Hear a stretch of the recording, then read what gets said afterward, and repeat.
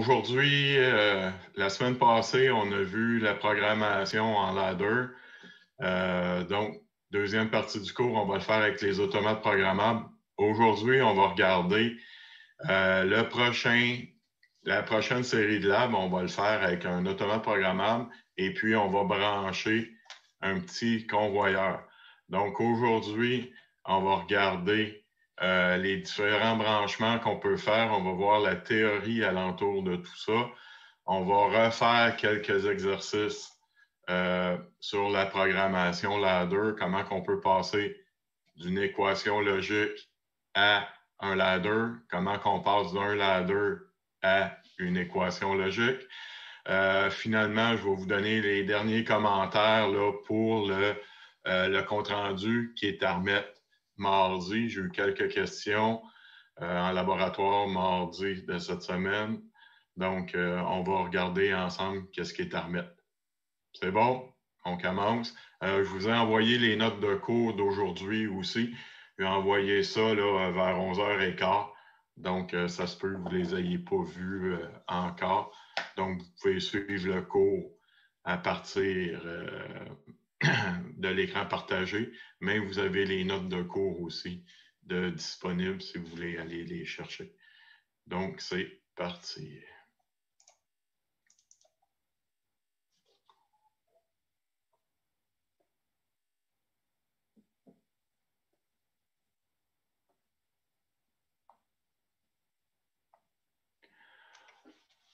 OK. Donc, qu'est-ce qu'on va voir aujourd'hui? La partie matérielle qu'on va faire. Donc, la partie matérielle, ça se sépare en deux parties. Vous avez la partie commande. La partie commande, c'est tous les renseignements qu'on va donner à notre automatisme, les boutons départ, les boutons d'arrêt. OK. Si on regarde un petit peu plus bas. Donc, ma commande numérique, ça va être l'automate qui va le faire. Donc, les différents paramètres qui viennent de l'automatisme ou de l'opérateur, mise en route, arrêt, les modes d'opération. Et puis, on va avoir aussi toute la partie là, voyant, la machine est en marche, est arrêtée, est en production, etc. Tout ça, l'automate, on va avoir nos équations logiques à l'intérieur et puis ça va envoyer des signaux à machine ou au procédé. Dans notre cas, ça va être un petit convoyeur. Donc, tout ce qui est la partie opérative ici, ça correspond aux sorties de notre automate. Et donc, ça, c'est la partie théorique. Donc, si on regarde qu'est-ce qu'on va avoir appliqué à un ascenseur, ben, tous les boutons, savoir ouvrir les portes, les étages qu'on va avoir. On va avoir les voyants lumineux pour dire à quel étage qu'on est, etc. On va envoyer l'ordre de monter, l'ordre de descendre, fermer les portes. Ici, on va avoir des petits moteurs, des moteurs électriques pour pouvoir faire monter notre cabine, descendre la cabine, ouvrir, fermer les portes. On peut aller mesurer la position, la masse, etc. pour avoir une alarme. Donc, tout ce qui est la partie commande, c'est les entrées. Tout ce qui est la partie opérative, c'est les sorties de notre automatisme. Donc, on a fait des schémas blocs jusqu'à maintenant qui représentent les entrées, les sorties. On va toujours travailler avec ça, avec des entrants, des sortants. OK. Donc, les consignes, c'est qu'est-ce qu'on veut faire. C'est ça qui rentre dans nos équations, dans notre automate. À partir de ça, on va donner des ordres au procédé. On va lui dire monte, descend. Puis on va avoir des comptes rendus pour savoir je suis rendu à l'étage 1, à l'étage 2, etc. Si on regarde au niveau plutôt mécanique, donc j'ai un opérateur qui va me donner les consignes. Signalisation, on va allumer des lumières pour indiquer à l'opérateur qu'est-ce qu'on est en train de faire. La partie commande, va envoyer des ordres. Donc, dans ce cas-ci, qu'est-ce que j'ai? J'ai une poinçonneuse semi-automatique. Donc, je pèse sur départ, la poinçonneuse. Le poinçon ici, qu'est-ce qu'il va faire? Il va descendre. Il va venir percer un trou dans la plaque qui est là. Donc, qu'est-ce que j'ai comme partie commande? J'ai ça ici qui est mon bouton départ. J'ai un interrupteur de position ici pour dire que le poinçon est en haut. OK. Il y a un interrupteur ici pour dire que mon poinçon est en bas. Donc, tout ça, c'est la partie commande. Partie opérative, qu'est-ce que j'ai? Je vais lui dire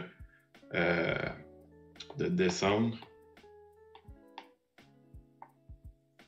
et de remonter.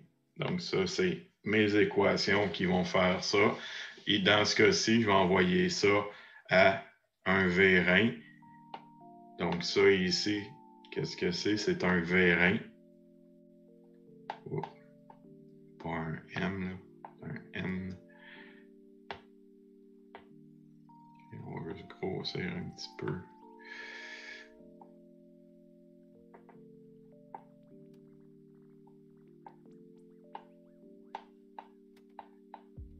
OK. Un vérin, qu'est-ce que ça vient faire si je veux descendre? Je vais aller pousser un fluide sur mon piston qui est ici. Ça va faire descendre mon vérin. Le fluide, qu'est-ce que ça peut être? Ça peut être de l'air. Donc, quand c'est de l'air, on va dire qu'on a un vérin pneumatique. Ça peut être de l'huile. Un vérin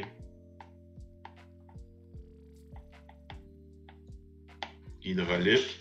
En laboratoire, on va avoir des vérins pneumatiques. Okay? Quand est-ce qu'on va utiliser un vérin pneumatique ou un vérin hydraulique? Si le vérin pneumatique n'est pas assez fort. Donc, on va prendre un vérin hydraulique. Un vérin hydraulique, c'est beaucoup plus fort. Donc, si on regarde sur les camions, ben, les freins vont être hydrauliques. Okay? En pneumatique, ça ne sera pas assez fort pour un camion. Donc, on continue. La partie commande, qu'est-ce qu'on peut avoir? Donc, qu'est-ce qu'on va utiliser? On va utiliser des boutons poussoirs. Ici, j'ai un bouton poussoir qui est normalement ouvert, un bouton poussoir qui est normalement fermé, puis ici, ça, c'est un arrêt d'urgence. OK? Donc, la représentation des schémas, ça ressemble à ça. J'ai été chercher les symboles qui sont dans Multisim. OK? Oh, il me manque un espace. Des interrupteurs, normalement ouverts, normalement fermés. Donc, pourquoi utiliser un bouton poussoir ou un interrupteur? C'est quoi la différence entre un bouton poussoir et un interrupteur? Est-ce qu'il y a quelqu'un qui peut me dire ça? Le bouton poussoir va retourner à sa position initiale sans que tu aies besoin d'y retoucher. Un interrupteur, il va falloir que tu la fermes toi-même pour qu'elle retourne son état original. Oui, pas tout à fait, pardon, je suis pas sûr d'avoir compris tout à fait ton explication, mais le bouton poussoir, oui, OK. Oui, je viens de comprendre que ça dit. Oui, c'est bon. Donc, quand je vais peser sur mon bouton, ça va m'envoyer une impulsion. Puis quand je relâche mon bouton, il revient mécaniquement. OK? Donc, ça va m'envoyer juste une impulsion.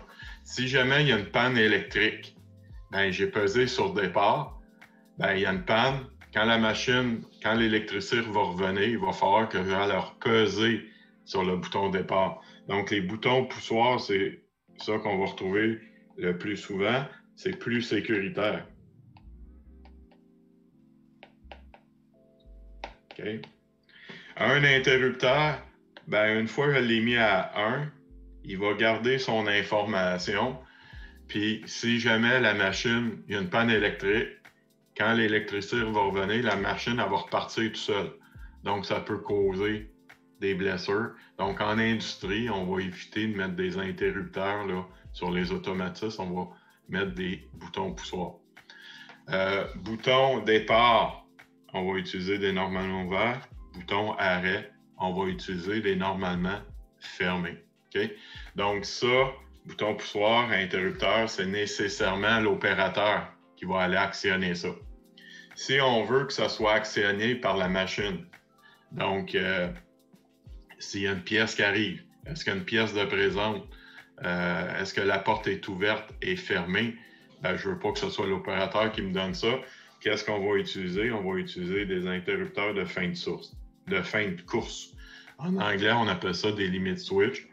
Encore là, normalement ouvert, normalement fermé. Donc ça, des interrupteurs de fin de course, on a ça un petit peu partout, là. Votre micro-ondes, pour savoir la porte est fermée, est ouverte, il y a un interrupteur de fin de course. En dessous de votre pédale de frein dans l'auto, ben, il y a un interrupteur pour allumer les lumières en arrière. Les portières dans les autos, on a des interrupteurs de fin de course, un petit peu partout. Okay? Donc c'est très, très employé. Okay. J'ai oublié de mettre un espace ici. Qu'est-ce qu'on va avoir aussi beaucoup? Ça fait partie de la commande parce qu'on va aviser l'opérateur, on va avoir des voyants lumineux. Okay? Quand c'est vert, ça veut dire que c'est en marche. Quand c'est rouge, ça veut dire que c'est en arrêt. Okay? Pareil comme les feux de signalisation, là, les feux de circulation. Donc, vert, quand la lumière verte est allumée, ça veut dire que la machine est en fonctionnement. Quand c'est rouge, la machine est arrêtée. Okay? Donc, jusqu'à maintenant, bouton poussoir interrupteur, c'est l'opérateur qui va y toucher. Fin de course, c'est à partir de notre procédé, mais ça prend un contact physique. Okay. On va utiliser des détecteurs de proximité. Donc, détecteur de proximité, ça le dit, ça va détecter la présence d'un objet relativement près, donc proche du détecteur, mais sans aucun contact physique. Donc, l'avantage, on n'a pas besoin d'ajustement. Okay? Ben, je veux dire, si jamais l'objet se déplace un petit peu, ben, le contact limit switch, ça se peut qu'elle ne fonctionne plus. Avec un détecteur de proximité, s'il y a juste un petit déplacement, ça va fonctionner quand même. Quand on parle de proximité, faire attention, là, c'est pas très, très loin. La plupart des détecteurs de proximité, on va considérer la distance en millimètres. Okay? Donc, c'est proche, c'est pas loin. Les détecteurs les plus utilisés. Donc, partout où est-ce qu'on a un vérin. Un vérin, c'est un cylindre en métal. Puis, on a vu, il y a un piston. Qu'est-ce qu'on va aller faire? On va aller mettre un aimant à l'intérieur. Donc, je mets un aimant ici. Puis, je vais aller mettre un détecteur ici pour me dire que le vérin il est reculé. Puis, quand je vais pousser de l'air dedans, il va avancer jusqu'à ici. Ben, je vais aller mettre un autre détecteur. Donc, ça, c'est le vérin A. On va mettre un détecteur qui s'appelle A0, A1. Étant donné que on ne peut pas aller toucher au piston à l'intérieur, il y a une certaine distance. Ça, c'est ma distance de détection qui va être en millimètres. Ben, on va utiliser un détecteur magnétique. Détecteur magnétique, ça ici, là, c'est un aimant qu'on met à l'intérieur du piston. Ben, Oups, pas là, je vais aller écrire mon affaire. Wow. Un aimant. OK? Donc, je vais pouvoir aller voir où est-ce qu'il est si mon vérin il est avancé ou reculer. Donc, ça, on dit que c'est un détecteur magnétique. Un champ magnétique, c'est créé par un aimant. Ou on peut appeler ça, les Américains, ils appellent ça des détecteurs Reed. Reed. Pourquoi Reed? C'est celui qui a inventé ce type de détecteur-là. Si on regarde le principe de fonctionnement très, très simple, je m'en viens mettre mon aimant. OK. J'ai un aimant ici. Puis, je m'en viens mettre une lamelle aimantée ici sur mon interrupteur. Donc, quand le détecteur est vis-à-vis l'aimant, qu'est-ce que ça fait? Ça vient fermer magnétiquement le contact. Ça, c'est un détecteur Reed. Maintenant, ben, c'est fait avec des circuits électroniques. Donc, détecteur Reed, juste vous rappeler, c'est qu'est-ce qu'on va aller mettre sur les vérins. Donc, dans le prochain lab, on va en utiliser 2 sur notre vérin qui va simuler notre SAS, l'ouverture et fermeture de la porte. Donc, c'est un vérin qui va venir ouvrir et fermer la porte. Donc, on va avoir des détecteurs Reed qu'on va avoir de besoin. OK? Après ça, d'autres types. Le symbole pour un détecteur de proximité, c'est c'est un rectangle avec un losange. Ça veut dire détecteur de proximité. Ici, on va aller mettre le type de détecteur. Donc ça représente un aimant. OK? Donc, c'est le symbole qu'ils ont pris pour un aimant. Détecteur inductif. Inductif, une induction, c'est une bobine. Donc ça, c'est une induction. Détecteur inductif, qu'est-ce que ça vient faire? Ça vient détecter la présence d'une pièce en métal. OK? Donc encore là, il y a certains métaux qui sont de très mauvais conducteurs. Donc la distance va dépendre du type de conducteur qu'on a. Plus que le métal est un bon conducteur, plus que la pièce, on va avoir une grande distance de détection. Donc, faites attention, si vous changez de type de métal, ben, ça se peut que la distance change. Donc, ça, ceux qui vont aller en électronique industrielle, ben, vous allez avoir un cours en 3e session là, où est-ce que vous allez voir les caractéristiques, les ajustements en détail, les fonctionnements, les circuits pour pouvoir faire ça. Dans le cours ici, on va juste voir les détecter. Donc, si on regarde notre petit convoyeur, si on résume, OK. Faire attention, notre convoyeur, il roule dans l'autre sens de ce qu'on était habitué. Donc, on va avoir le détecteur A qui va être là, le détecteur D qui va être ici. On va aller mettre le détecteur B ici et le détecteur C.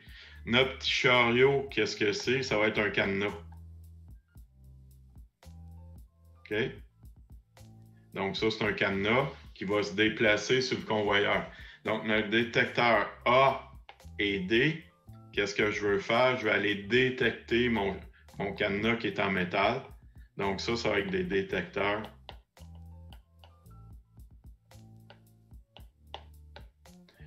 inductifs. Donc, il va y avoir 2 détecteurs inductifs qu'il va falloir que je vienne brancher.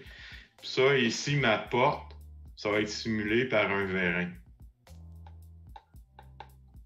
Donc, sur mon vérin, ici, je vais avoir une petite rail.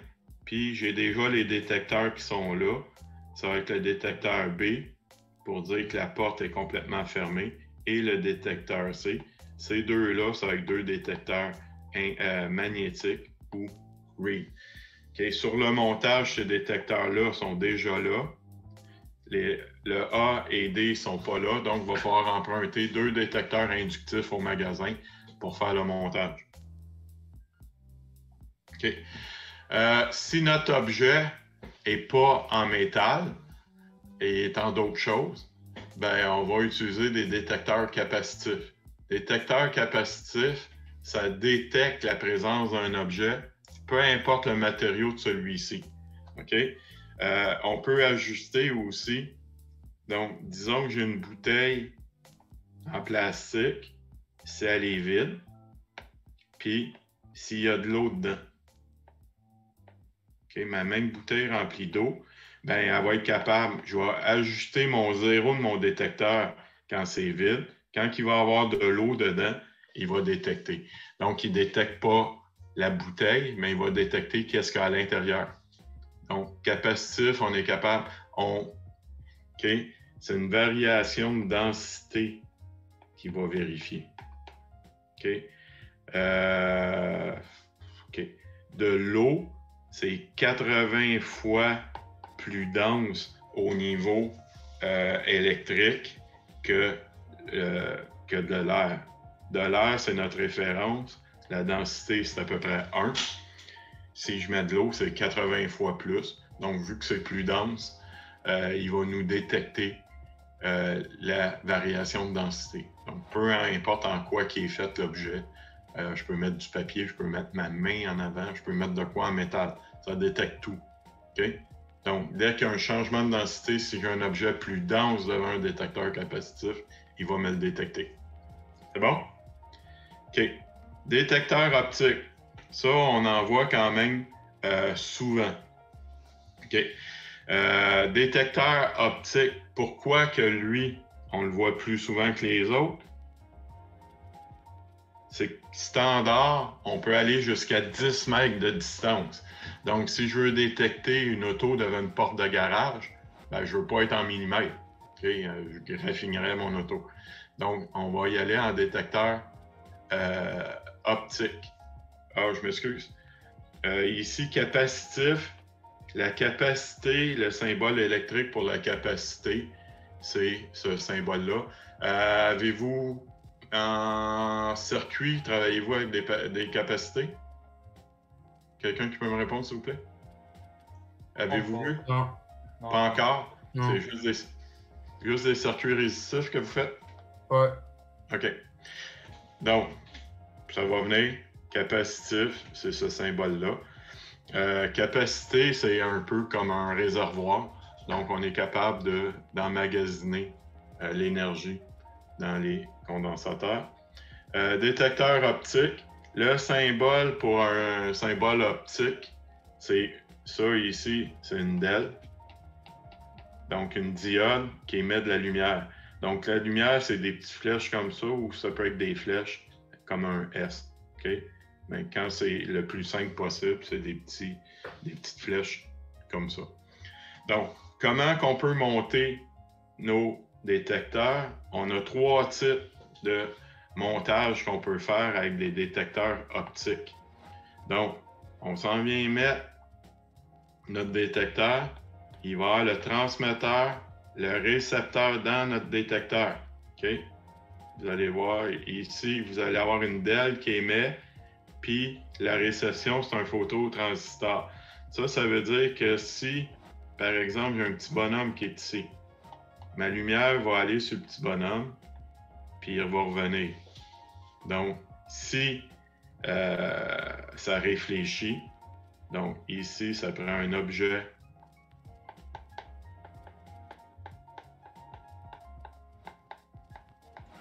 C'est ultrason, ça, pour calculer les distances aussi? OK. Je m'excuse, je vais juste finir avec mon affaire. OK.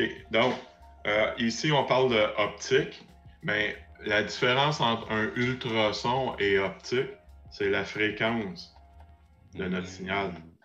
Donc, la lumière, c'est plus haute fréquence, mais on peut aller avec des ultrasons aussi. Ça fait exactement la même chose. La fréquence va aller sur quelqu'un, puis elle va revenir. OK? Ça, ici, on va avoir une certaine distance de détection. Si on veut que ça se déplace avec une distance qu'on ne sait pas où est-ce que l'objet va être, on va utiliser type barrage. Type barrage, on envoie la lumière d'un côté, puis on va recevoir la lumière de l'autre côté. Donc ça, faites attention, vous avez 2 détecteurs, un transmetteur et un récepteur. J'envoie ma lumière. OK? Si mon objet il est ici, ça va couper. Si mon objet il est ici, Donc, mon objet peut être n'importe où entre les deux. Donc, par rapport, si on regarde dans les supermarchés, ben, c'est ça qu'on va retrouver la plupart du temps sur le convoyeur. Donc, je mets l'objet, il arrive au bout du convoyeur, le convoyeur, il arrête. La caissière prend la boîte, va scanner le code barre, ben là, il va refaire réavancer un autre objet. Okay? Donc, ça, c'est qu'est-ce qu'on va voir, convoyeur de supermarché. Dans les portes aussi, on peut avoir ça. Les portes de garage, c'est ça qu'on va avoir. Okay? Puis ici, on peut avoir une distance jusqu'à 10 mètres. Donc, pas mal utile. Ici, hop là, on a perdu un petit bout. On a dit que ça prenait un objet réfléchissant. Si mon objet n'est pas réfléchissant, qu'est-ce qu'on va faire? On va mettre notre transmetteur récepteur comme ça.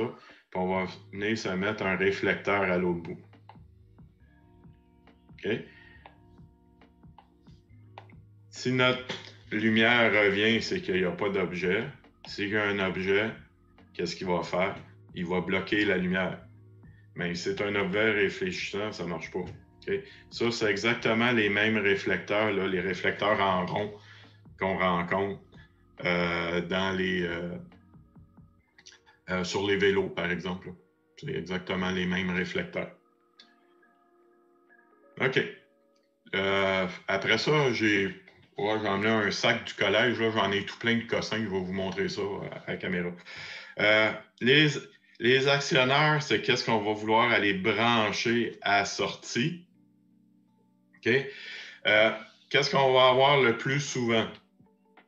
OK. Au niveau électrique, on va vouloir aller brancher des moteurs. OK? Souvent, les moteurs, ça demande quand même plus de puissance que qu'est-ce qu'une sortie d'automate va être capable de faire. Donc, la sortie de l'automate, on va relier ça à un relais. OK? Donc, un relais, on va dire qu'on a notre sortie d'automate.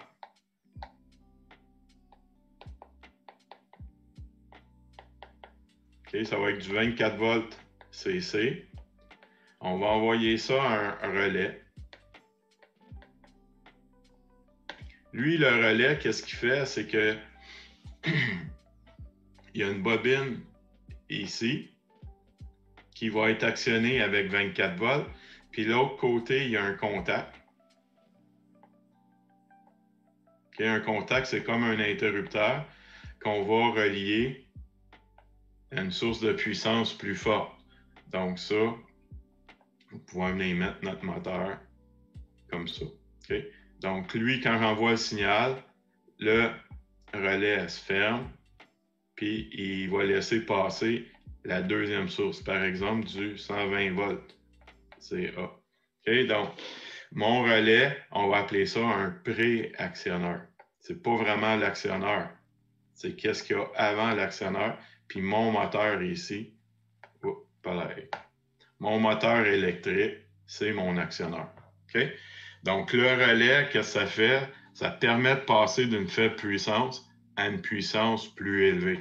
Par exemple, il y a un signal 24 volts qui active mon relais, c'est l'entrée de mon relais, puis qu'est-ce qui va sortir? Du 120 volts courant alternatif. C'est beau? Si on veut travailler avec des moteurs triphasés, donc les gros moteurs, vous allez être en triphasé.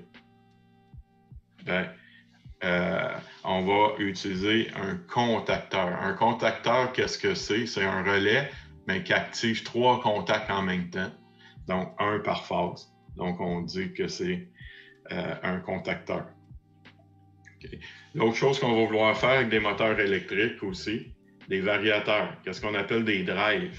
Donc, encore là, si vous allez en électronique, donc ça, c'est pas mal de l'électronique industrielle, qu'est-ce qu'on parle. Si vous allez en électronique industrielle, vous allez avoir un cours de moteur et vous allez travailler avec les contacteurs, vous allez travailler avec des variateurs, des drives. Donc, par exemple, un variateur de vitesse, j'y envoie un signal de 0 à 100%, puis ça module le signal au moteur pour que la vitesse soit de 0 à 100%, comme dans les autos électriques. Okay? Au niveau pneumatique, ben, c'est un vérin qu'on va avoir. Si je dessine le vérin, là,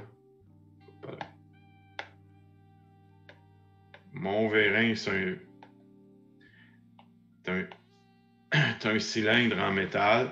J'ai un piston à l'intérieur. J'ai une ouverture ici. Je vais aller pousser avec de l'air. Qu'est-ce qui arrive quand je pousse avec de l'air?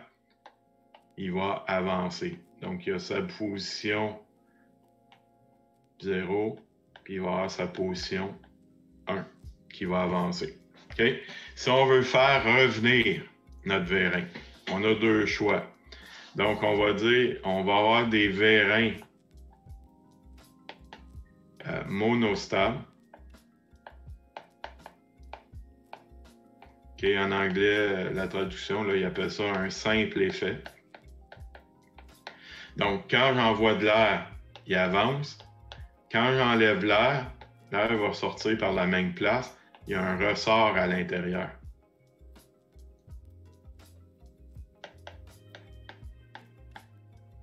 Okay? Donc, je pousse avec de l'air, puis quand j'enlève l'air, il revient tout seul. Donc, sur le convoyeur, on a un vérin comme ça, simple effet. Okay? On peut avoir un vérin double effet.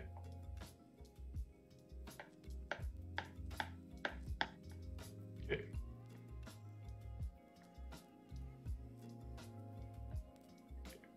Vérin, oups, pas là, c'est pas ça que je veux.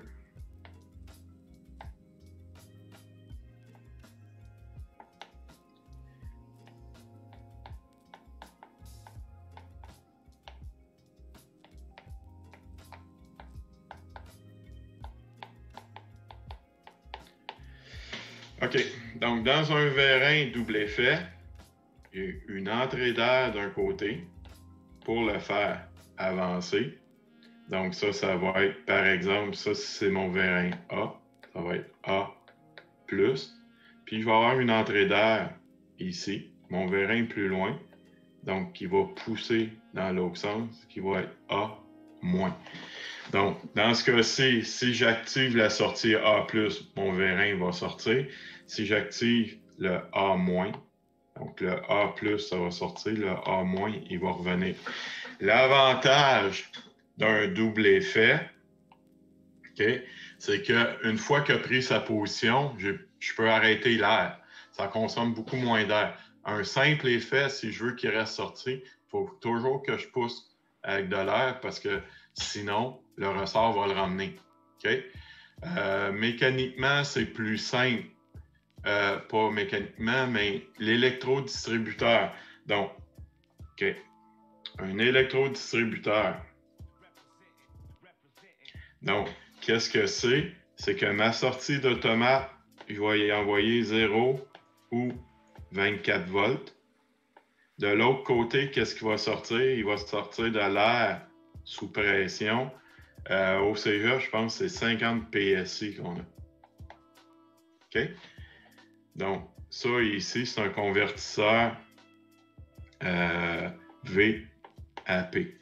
Donc, j'envoie un signal en tension, puis ça laisse passer un signal pneumatique de l'air comprimé. Ça s'appelle un électrodistributeur. Donc, dans notre cas, quand est-ce qu'on va vouloir qu'il soit complètement sorti, notre vérin? Ça va être quand on va faire MF, puis le A+, ça va être MO. Donc, quand je vais venir ouvrir ma porte, mon vérin va s'enlever, puis je vais venir ouvrir ma porte. Question, OK, c'est le gros bloc théorique. On va arriver avec qu'est-ce qu'on va faire en lab. Question, on est correct? Oui, j'ai une question, monsieur. Oui. J'ai deux questions, en effet. La première question, c'est quelle différence vous faites avec un automate et un relais? Ah, ben c'est complètement différent. Un autre, OK, bonne question. Donc, un automate, là, qu'est-ce qu'on a en laboratoire? vous allez avoir 16 entrées.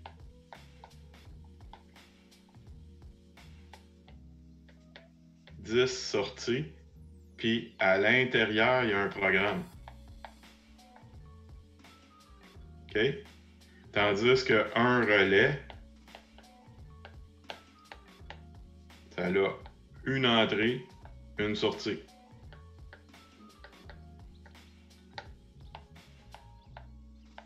OK? Puis ça fait aucune fonction logique, là.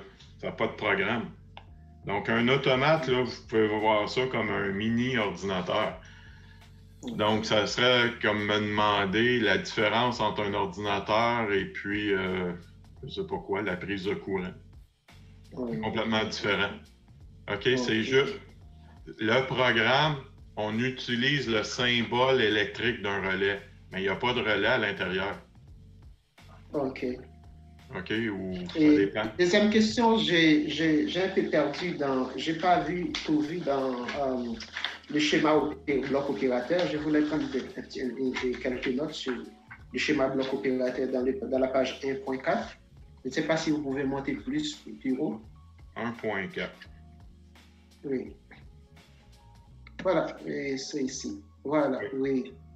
OK, c'est ça que je voulais savoir dans les vérins, les formules, les montées, OK, descend. J'ai pris en note tout ça. OK. Donc, ça, encore là, on n'ira pas aussi en détail que ça. Oui. Mais ça, c'est un vérin double effet. C'est un électrodistributeur, ça a l'air de ça. OK, c'est bon. Électrodistributeur. Ça, c'est l'électrodistributeur. Ça, c'est mon vérin. Mon vérin, ici, étant donné qu'il n'y a pas de ressort à l'intérieur, c'est un bistable. OK. Monsieur, un électrodistributeur, c'est pas la même chose comme un électrovanne? C'est pas la même chose?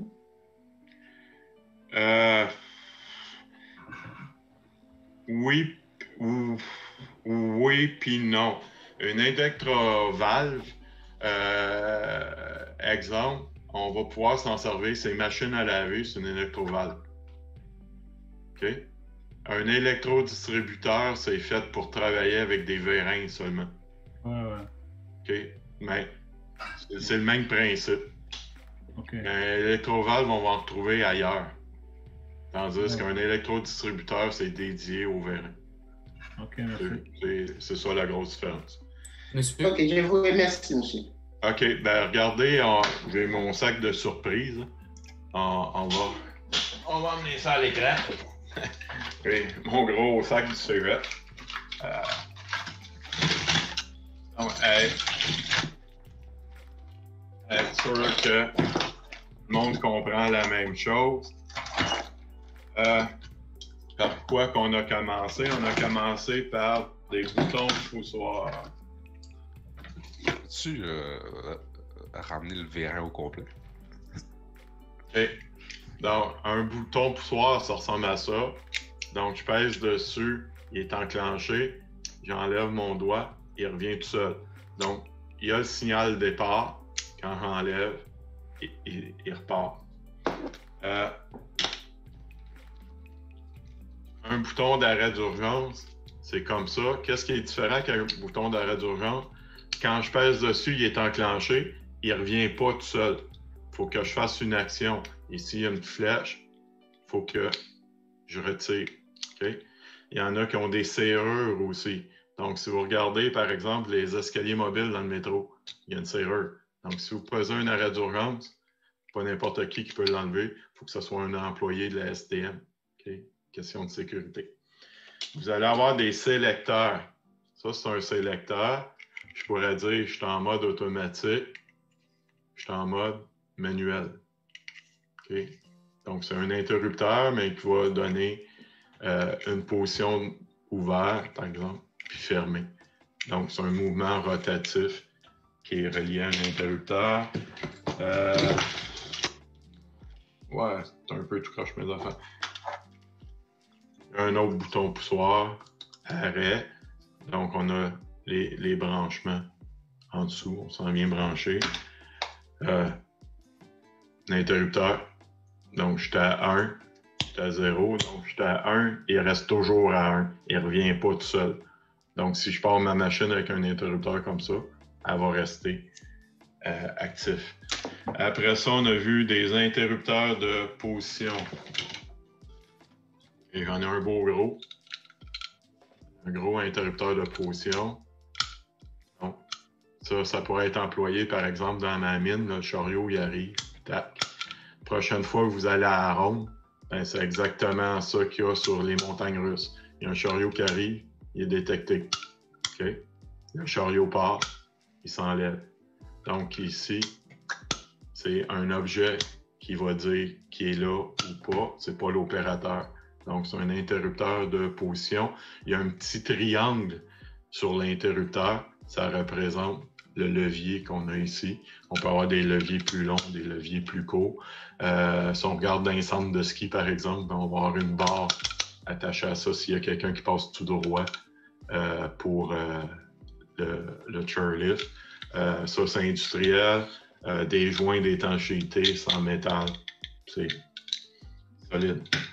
Monsieur Patrice? Oui. J'ai un inconvénient. Donc, on m'appelle au travail pour me dire que ma femme ne va pas trop bien. Et on m'a dit de passer l'après-midi pour aller à l'hôpital. Donc, je ne sais pas si je peux participer dans le cours de demain. Vous pouvez toujours venir le vendredi. Il n'y a pas de problème. Vous êtes inscrit dans le cours du vendredi. Oui, OK. Parce que pour moi, c'est le jeudi qui sera plus favorable, mais aujourd'hui, c'est un cas d'urgence. Donc, bonne chance. Bonne journée. Je vous remercie. Merci. Au revoir. OK. Donc, après ça, on a nos détecteurs de proximité. Et 1, 2...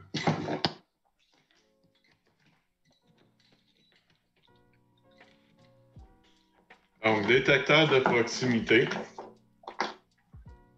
On a un troisième. Ils sont un peu mélangés, mes affaires. OK.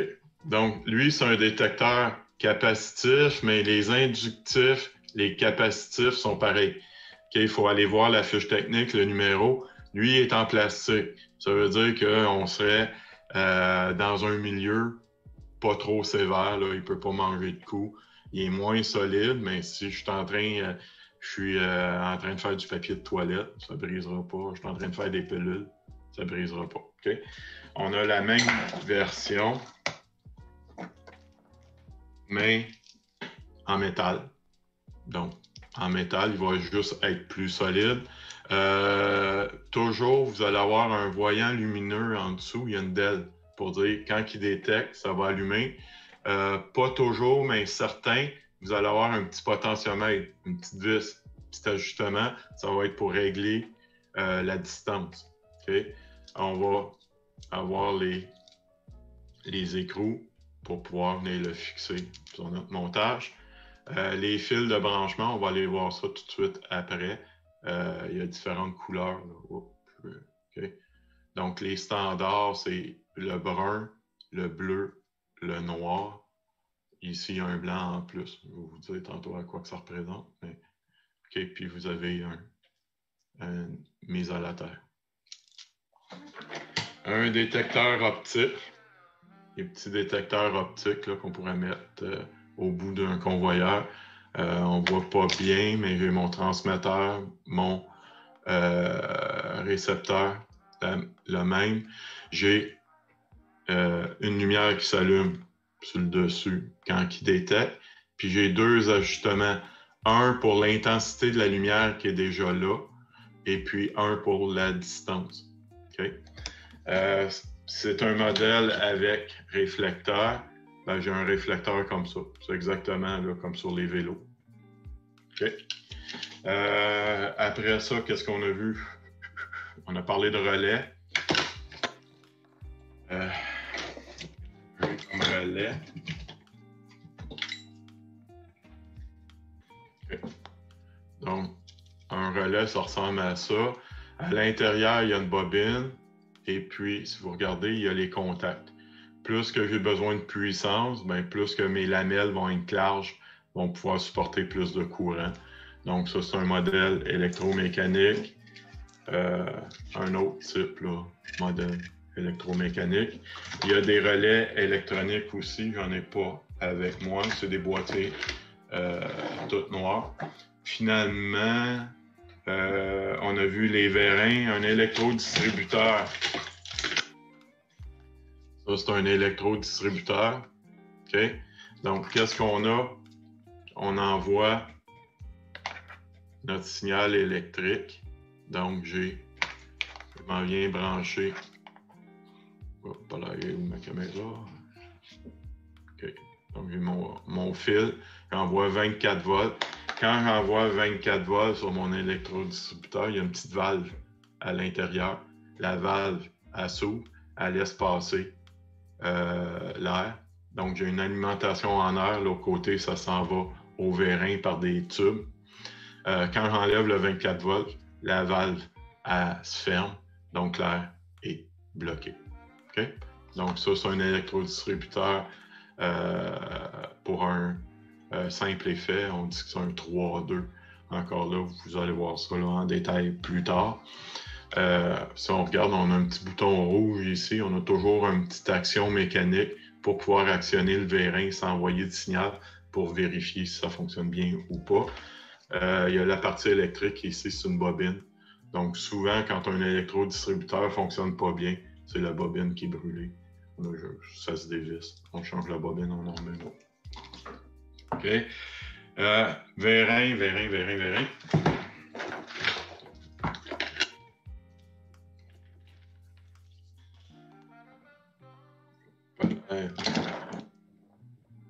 Et un tout petit, un petit vérin. Si je l'active, il va sortir. Quand je le lâche, il revient. Donc, s'il revient tout seul, c'est un monostable, c'est un ressort.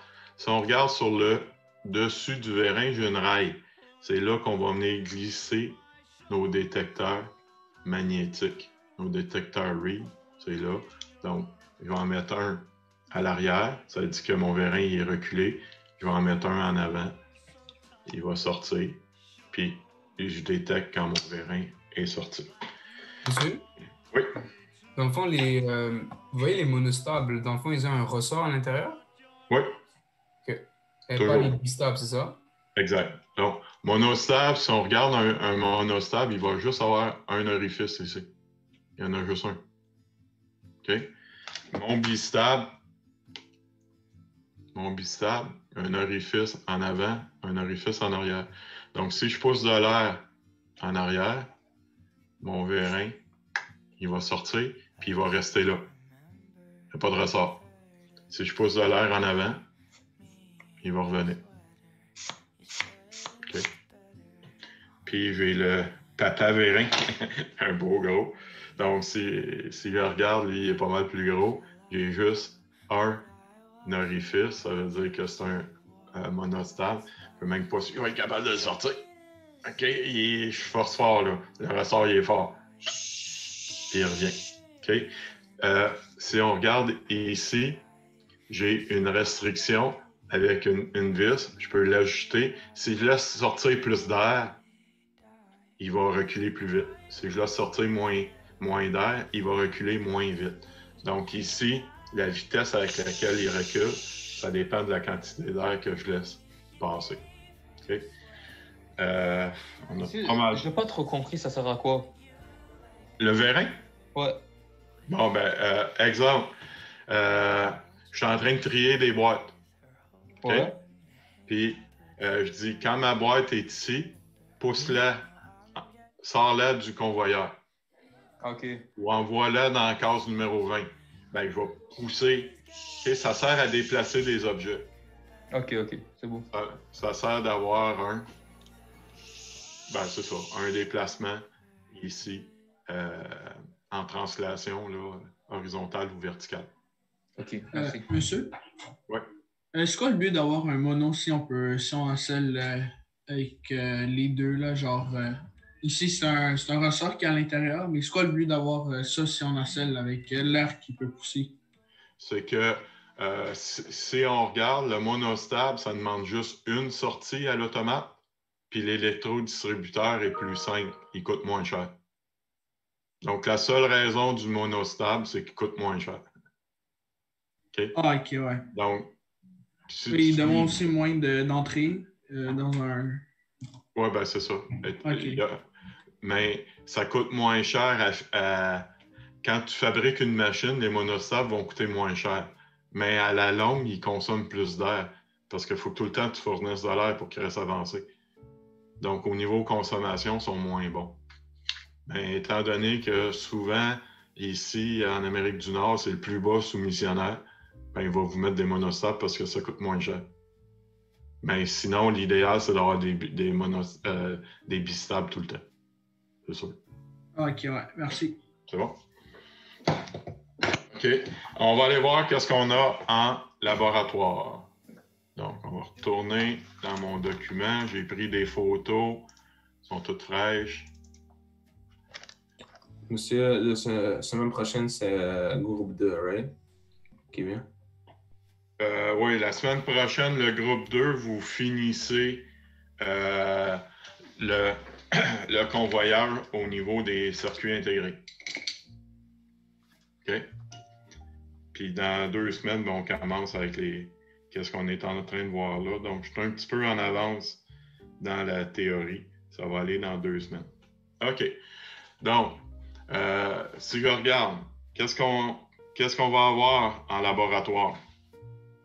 Vous allez chercher le module pour l'automate. L'automate s'appelle le Zélio. C'est Télémécanique qui le fait, mais Télémécanique fait partie du groupe Schneider. Donc, si vous allez chercher la documentation, vous pouvez aller dans Télémécanique ou groupe Schneider, vous allez retrouver l'information. OK?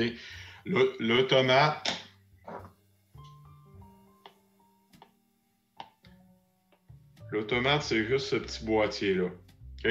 Il a été mis dans une boîte. Dans la boîte, qu'est-ce qu'il y a? Il y a une alimentation. Avec les automates, on va toujours travailler en 24 volts CC au lieu qu'on était en 5 volts CC.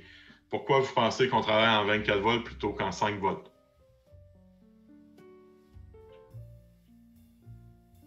Oh. C'est plus efficace? Efficace dans quel sens? La distance. Oui, c'est pour la distance. Donc, plus qu'on veut, la tension électrique, c'est l'équivalent de la pression en hydraulique. Donc, plus qu'on veut aller porter un signal loin, plus qu'il faut qu'on augmente la tension. Okay? Quand on amène l'électricité de la baie James, on est à 735 000 volts. Donc, en 5 volts ou en 24 volts, on peut emmener notre signal 5 fois plus loin. C'est linéaire. Pas tout à fait 5 fois là. 24 divisé par 5, presque 5 fois plus loin. Okay? En 5 volts, on peut aller porter notre signal jusqu'à à peu près 1,3 mètres. C'est pas très loin. En 24 volts, ben, 5 fois plus, 7,5 mètres. Donc, ça commence à être intéressant. Okay. Donc, le technicien, qu'est-ce qu'on a demandé de mettre sur nos boîtiers? Des boutons poussoirs. Donc, OK. Et 3 boutons poussoirs ici. Donc, un bouton vert pour partir, j'ai le rouge pour arrêter, puis on va avoir le noir pour faire les remises à 0. On a 3 lumières. Donc, encore là, on a la lumière verte pour dire que c'est en marche, la lumière rouge pour dire qu'il va être arrêté, puis la lumière jaune, ben, on pourrait faire clignoter qu'il y a une défaillance ou qu'il manque de pièces ou qu'il y a quelque chose que il est entre l'arrêt et le fonctionnement normal. OK.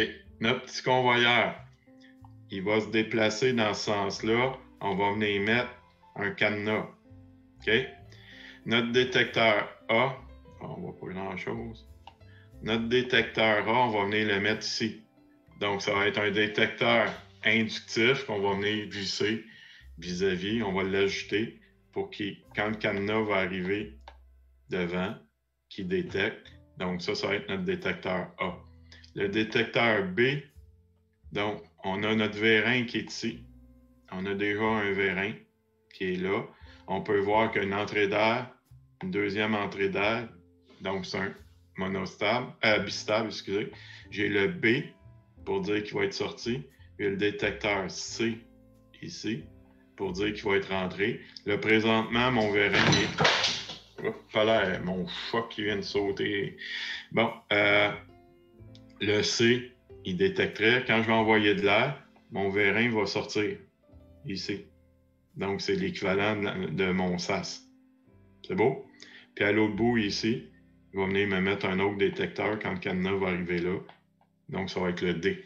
Donc, quand vous allez venir faire vos branchements, vous allez avoir les 4 détecteurs à brancher, les 2 électrodistributeurs et le convoyeur. Donc, où est-ce qu'on va aller faire nos branchements?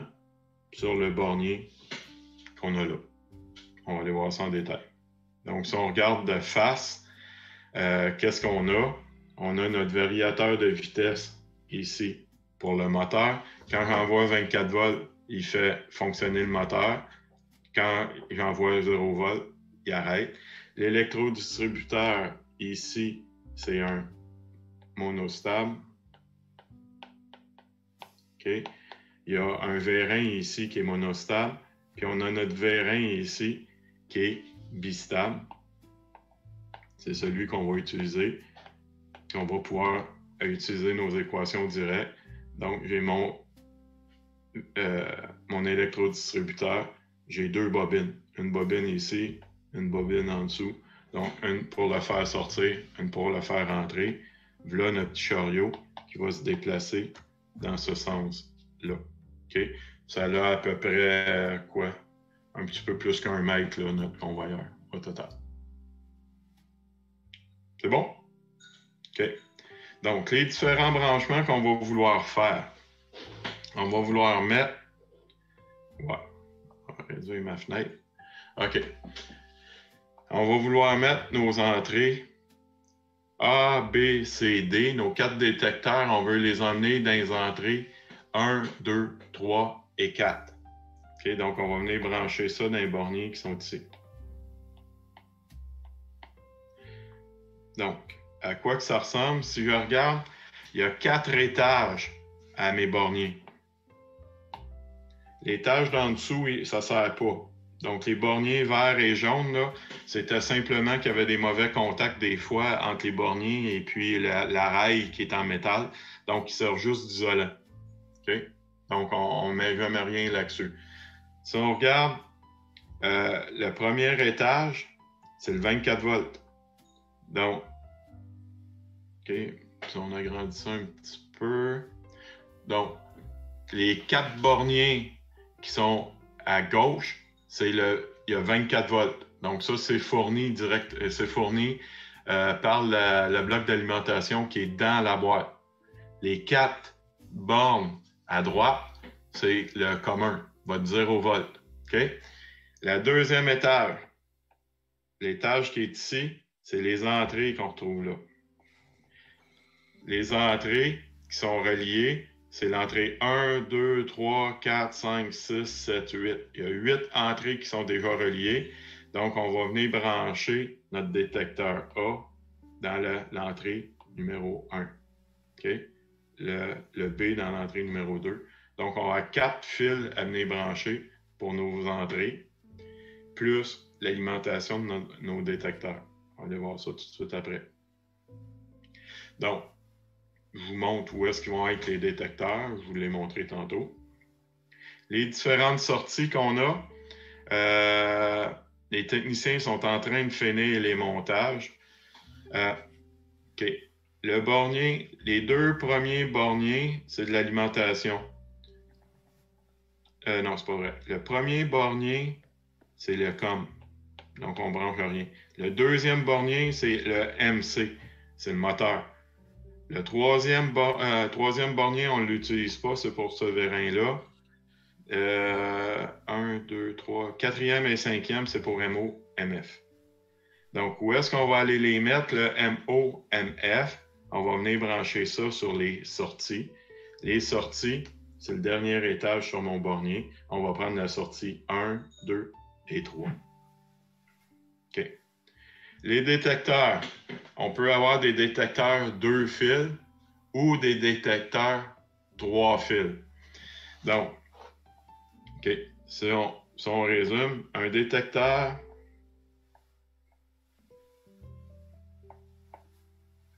mon détecteur, ça s'en va, disons, à l'entrée numéro 1 de mon automate. L'entrée numéro 1 de l'automate, c'est relié au commun. OK. Ça va être en 24 volts CC.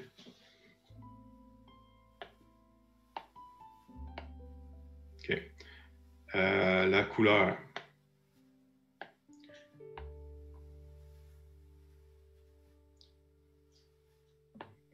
Le fil brun s'en va toujours au 24 volts.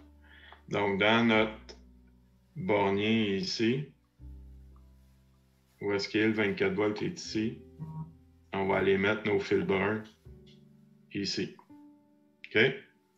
L'autre côté de notre détecteur, le fil est bleu. Le fil bleu, on l'amène à l'automate. Donc,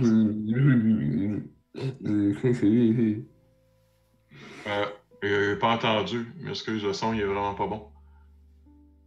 C'était quoi la... Je m'excuse, il n'y avait pas de question. Ah, OK.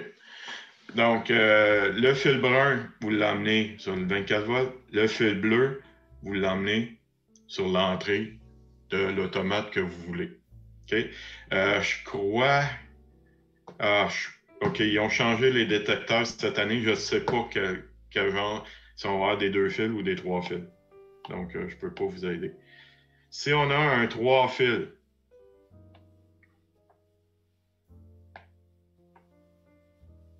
fil brun s'en va tout le temps sur le commun. Si, qu'est-ce qu'on envoie à l'automate? Le noir. OK? Puis le fil bleu, ça en vient sur le commun. OK.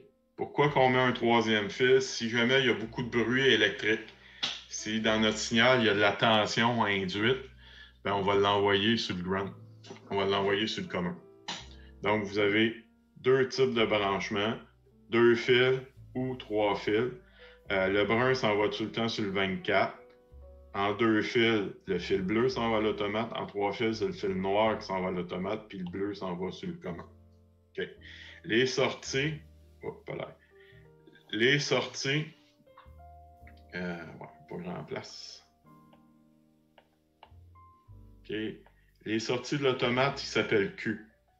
Donc, si je prends Q1, puis je vais aller alimenter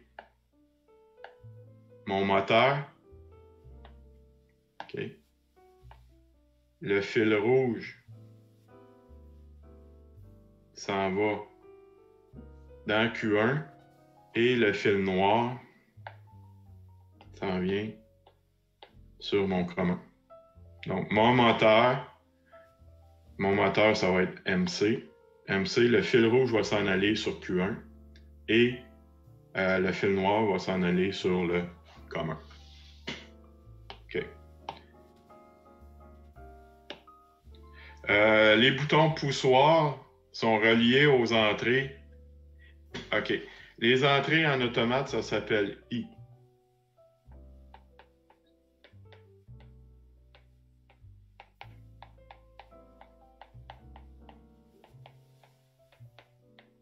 I pour input. Les sorties américaines, c'est O pour output. Puis en Europe, qu'est-ce que j'ai lu? Ils trouvaient que le O, ça ressemblait trop à un 0. Donc, ils ont pris Q. OK? La même chose dans les transistors, tout ça, quand on a des sorties, c'est Q. Donc, le I ressemblait pas trop à un 1, mais le 0 ressemblait trop à un 0. Donc, ils ont pris Q pour les sorties. Donc, qu'est-ce qui est déjà câblé? Vous avez 3 boutons poussoirs sur IE, IF, IG et vous avez 3 voyants lumineux sur Q8, Q9 et QA. OK. Donc, l'automate possède 16 entrées de I1 à I9, ça en fait 9. Et puis après ça, ils n'ont pas appelé ça 10, 11, 12, ils ont pris des lettres. Ils ont pris IA à I, G. A, B, C, D, E, F, G. Ça en fait 7. Donc 9 plus 7, ça fait mes 16 entrées. OK? Mes sorties, j'en ai 10, et de Q1 à Q9, puis la 10e, elle s'appelle QA. L'alimentation est fournie par le boîtier. OK. Donc, en résumé, on va faire le résumé la semaine prochaine. On va regarder, là, on va résumer ça comme il faut la semaine prochaine. OK. Il est rendu quelle heure? Oh, on a du temps en masse. OK. Donc, OK, on va résumer qu'est-ce qu'on a vu la semaine passée. Donc, si je veux faire du ladder, si j'ai la variable A, m'en vient me chercher un contact comme ça. J'ai la variable A bar, m'en vient me chercher un contact comme ça. A plus B, mes contacts sont en parallèle.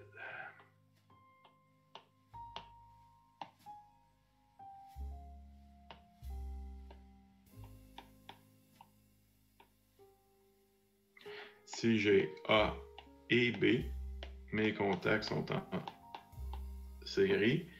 Si je fais, par exemple, A ou B bar fois C, qui est égal à D, ben, ça va ressembler à quoi? Je dois commencer par mes multiplications. B inversé fois C ou A. Puis ma résultante, ça s'en va dans une bobine. C'est bon? Question là-dessus? On n'est pas payé? OK. Donc, je vais vous demander... Oui, pardon. Pourquoi vous avez mis le B en haut puis pas le A à la place? Lequel, ça? C'est écrit B, C, D, mais en bas, c'est le A qui est en bas. Genre, oui, bien, quand j'ai mon... inversé. Oups, pas là, je suis sur les faces. OK. Quand j'ai une équation logique, OK, qu'est-ce qu'il faut que je garde l'ordre d'opération? Je dois commencer par les parenthèses, les multiplications, les additions. Donc, j'ai commencé par faire les parenthèses, j'en ai pas. J'ai commencé par faire ma multiplication, qui est B bar fois C, plus, je suis venu additionner A. Additionner en ladder, c'est que je m'en viens mettre en parallèle. Ah, OK, OK. OK, je dois respecter mon ordre d'opération, là. Ouais. Ouais. OK. Je vais vous en donner. Est-ce que je peux effacer ce tableau-là ou vous voulez le garder? Je peux effacer qu'est-ce que mon résumé? Ouais. OK.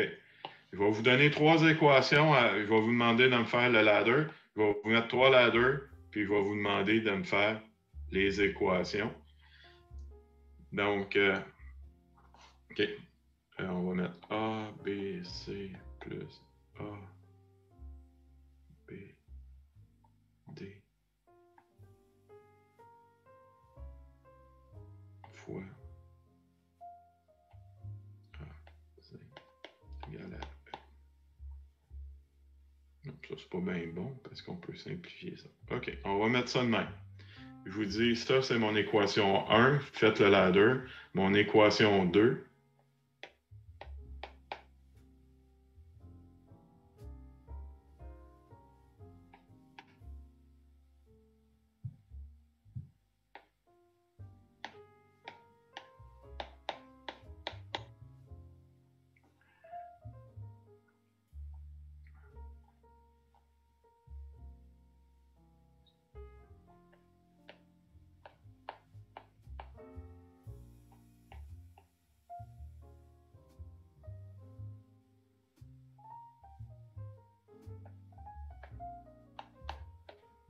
OK, ça se ressemble, mais c'est pas pareil. Puis, on va aller se mettre.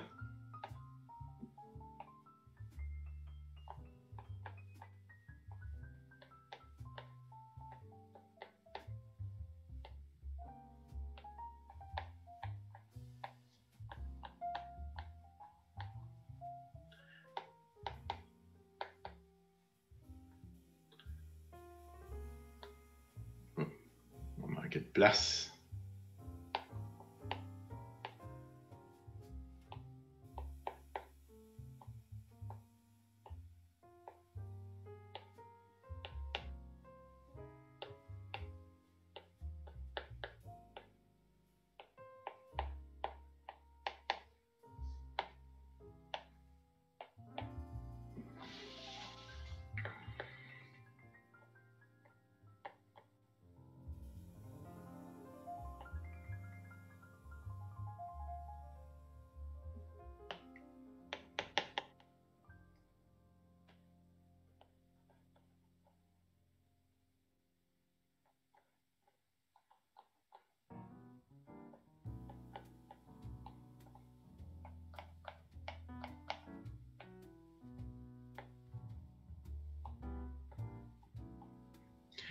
OK.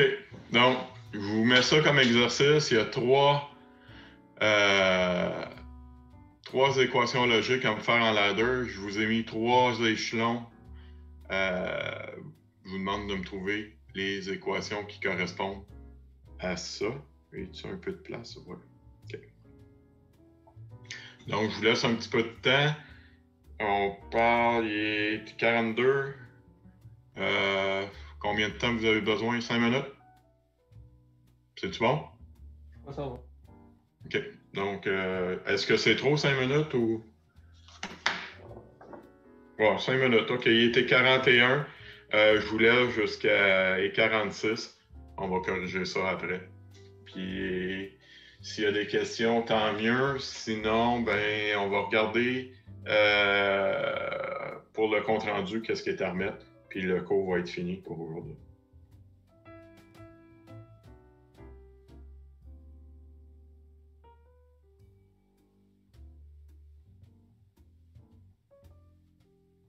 toute façon, je vais commencer par les ladders parce que pour avoir de la place. Donc, on va commencer par en bas. OK. Si on regarde les opérations, ici, j'ai un multiplié. Ici, j'ai un plus, j'ai un multiplié. Et ici, j'ai un plus, un multiplié, et un plus. Ici, j'ai multiplié avec un plus. OK? Donc, si je regarde, on va commencer par les multiplications. Donc, si je fais le A, j'ai A fois B bar ou C bar fois D. On aurait pu mettre A fois D fois B bar ou C bar qui est égal à E. Est-ce que vous voyez ça? Ouais. Okay. Oui, monsieur. Le deuxième. Okay. Je commence par une addition. J'ai A ou C bar multiplié par B bar fois ou D. Le deuxième. Le troisième, j'ai A qui s'en vient multiplier. Monsieur? Oui. Dans le B, il y a un D bar, non? Dans le B, Ouais. il y a un B bar. B bar et D bar dans Non, il le n'y a B. pas de D bar. Regardez, le B, c'est A, C bar, B bar, D. Ouais, je me suis mélangé avec le C, désolé. Ah, OK. Donc, je suis en train de faire le C. J'ai A qui multiplie B bar fois C plus D. OK? Important de mettre les parenthèses. Là. Mon A multiplie tout ça. Donc, il faut que je le mette à part. C'est bon? Je vais effacer ça. Ouais, là, t'as oublié ta barre sur ton dé, là. Là, c'est vrai. OK, merci. Donc, A, B bar fois C, D. Puis ça, c'est un D bar, là, il n'est pas beau. On va le refaire. D, bar, ma parenthèse. C'est bon? J'efface ça pour me faire de la place. Correct? C'est parti.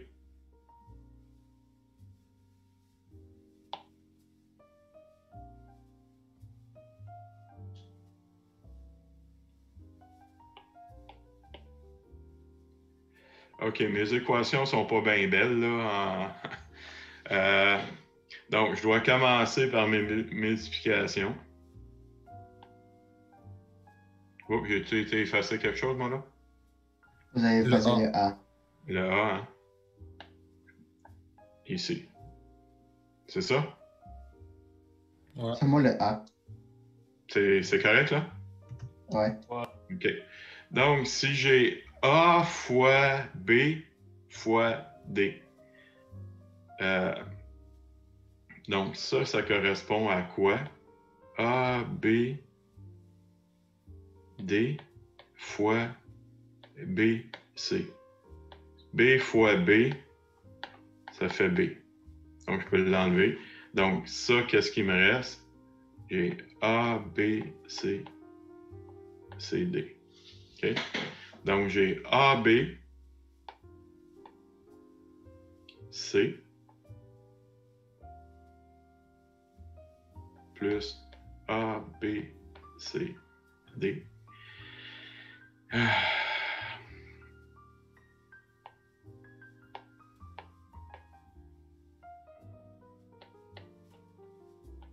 Ouais. OK. On va oublier ça, là. On va juste le faire comme ça. Correct, je vais juste éliminer le B. Donc, si je veux faire ça en ladder,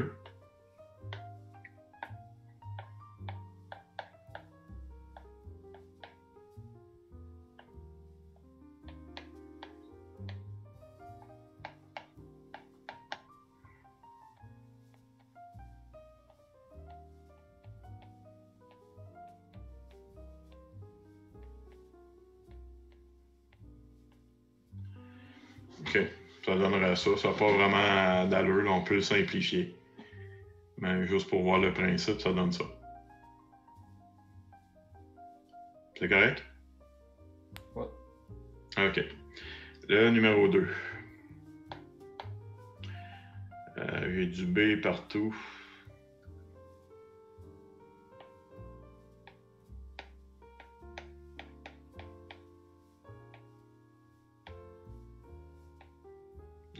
B, C, D. Et B, C en avant, que je pourrais mettre en évidence. OK, encore là, on va y aller. A fois B fois C, parenthèse, B, C, D. Donne le E. Le troisième,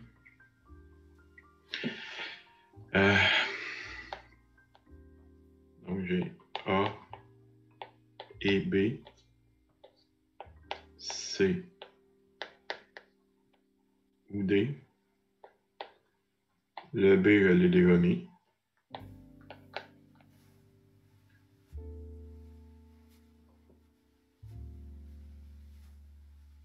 Et le C, il est déjà là aussi. Pas besoin de le mettre. Monsieur, Ouais.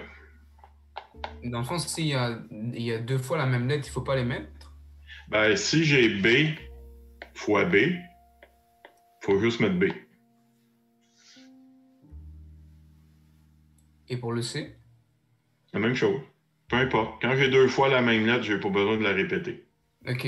Mais si on simplifiait pas mon équation puis je la gardais telle quelle, si je mettais le B ici, c'est correct?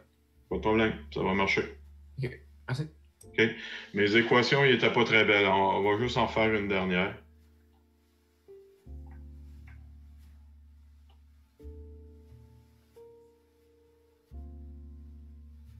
OK. On va s'en faire une dernière là, qui a plus d'allure.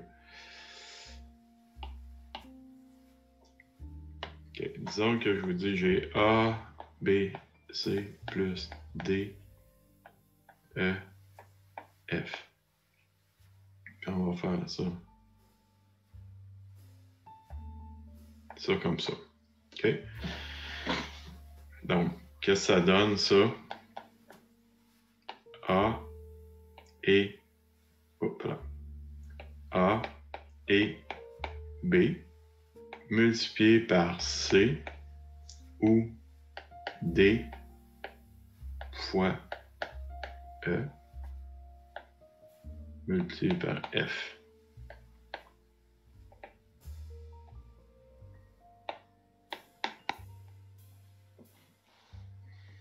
Et A et B bar multiplié par C en parallèle D bar fois E en série F bar.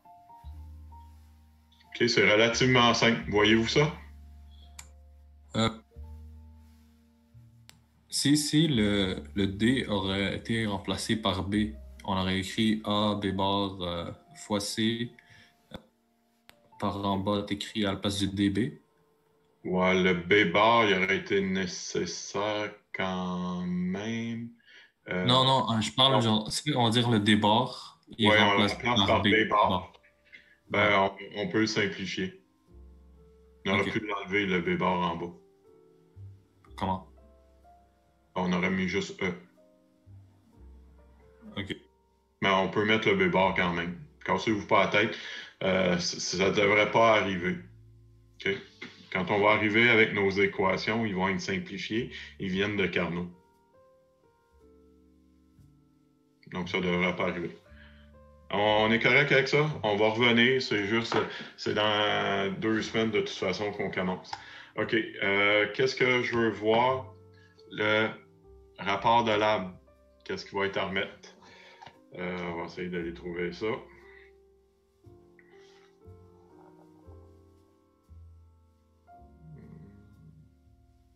Bon, cahier de lab.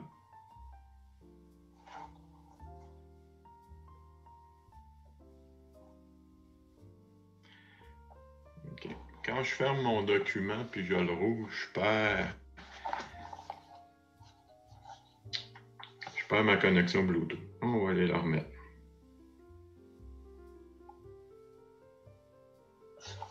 OK, elle n'est pas perdue là, elle est perdue dans l'automate. Ça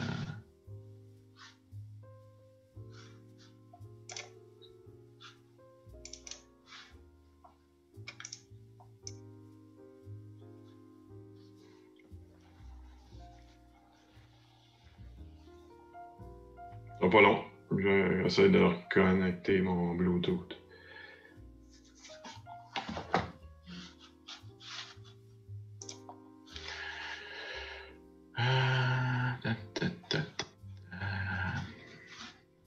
Yo.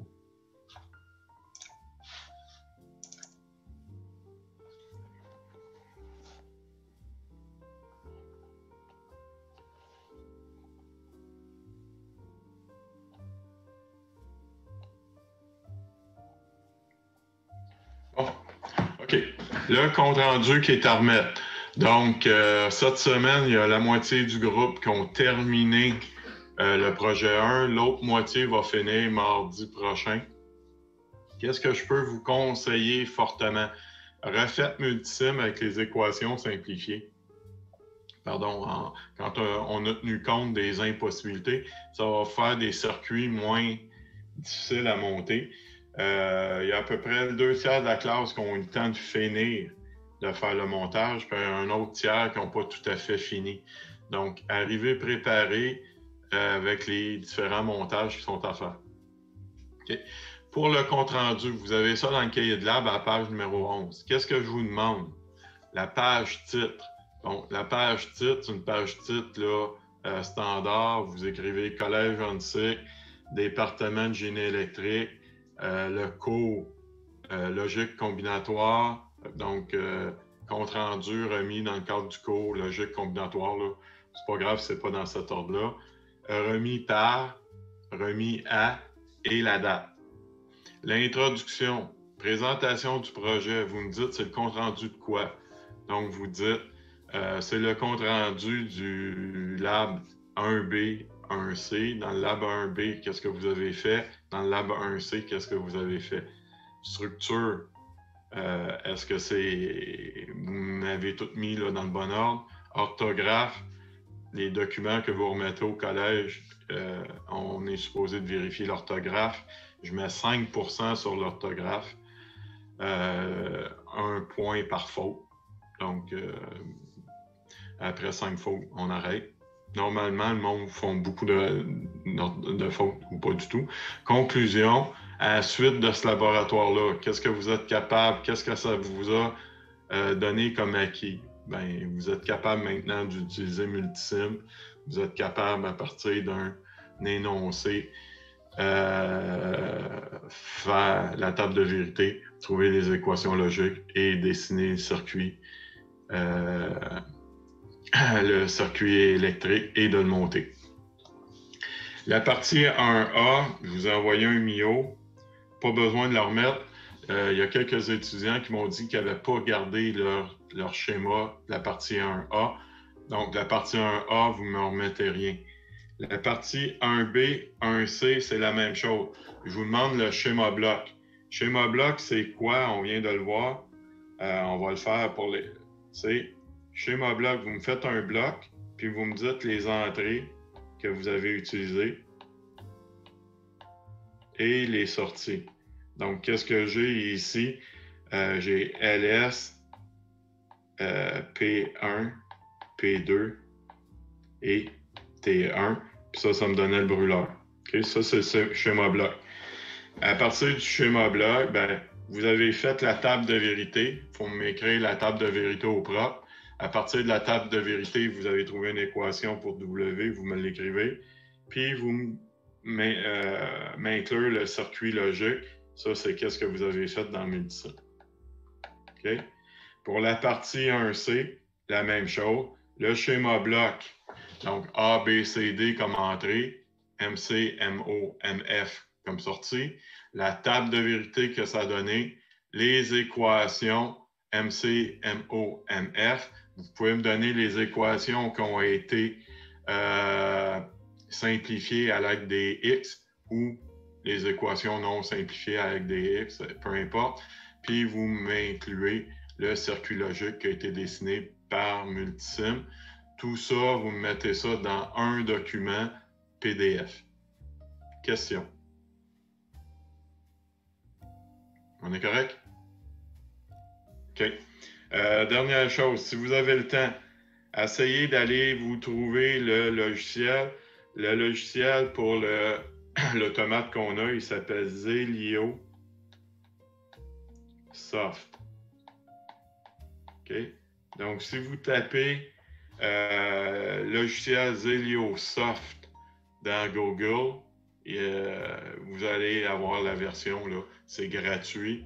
Vous allez pouvoir faire les ladders, tout ça, à partir de ce logiciel-là. Question? Pour moi, pas mal. Monsieur? Oui. Moi, dans le fond, j'ai jamais fait encore de rapport. Est-ce que vous avez un exemple de rapport que je peux essayer de prendre, juste à avoir une idée de comment que ça fonctionne? Ben, c'est pas vraiment des rapports. Vous avez juste à m'inclure, là, qu'est-ce que je viens de vous dire.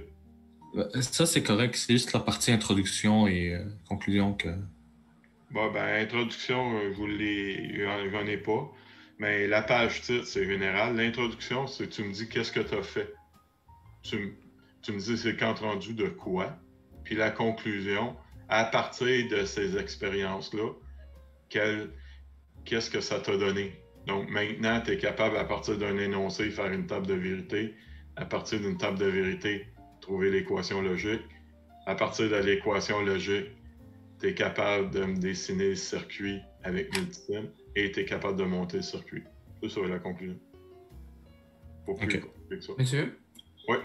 Pour l'intro, est-ce que vous voulez qu'on soit précis pour quand on va résumer dans le fond le lab 1B et 1C? Comme est-ce que vous voulez qu'on soit précis ou on fait juste dire en général, on a établi une table de vérité, on a trouvé telle affaire et ainsi de suite? Oui, ça se fait en 2 lignes. OK, donc pas besoin d'être précis, c'est ça? Non, très général. OK, parfait. Monsieur? Oui. Donc, il ne faut pas faire la partie 1A, c'est ça? Non, la 1A, il y a certains étudiants qui n'ont pas gardé leur circuit. Donc, je ne veux pas être obligé de vous refaire faire ça. Donc, on va l'annuler. On doit la remettre par MIO? Oui, vous m'envoyez ça par MIO. Puis la date limite, c'est mardi prochain. En PDF ou en Word? Pardon? PDF ou Word? En PDF. Monsieur? Oui. Et pour le schéma bloc, il faut faire un dessin, c'est ça aussi? Ouais. Schéma bloc, là, c'est vraiment un bloc, un rectangle. Puis vous me faites. C'est ça ici, le schéma bloc. Ça, c'est mon choix. Pas l'air. Pour que je l'ai fait, mais je suis parti en peur. Ça ici, c'est le schéma bloc. OK, c'est seulement ça qu'il faut faire pour les deux. Pour les deux. OK, Oui. OK, d'accord. C'est bon? Ah, et aussi, monsieur, on utilise l'équation simplifiée qu'on a pris conscience des restrictions pour le labo avec la mine. À votre choix. À votre choix, OK. OK, il y en a qui l'ont déjà fait avec les équations non simplifiées. Une ou l'autre, les deux sont bonnes. Les deux versions sont bonnes. OK, d'accord. Merci bien. Bonne fin de journée, messieurs. Au revoir. Au revoir.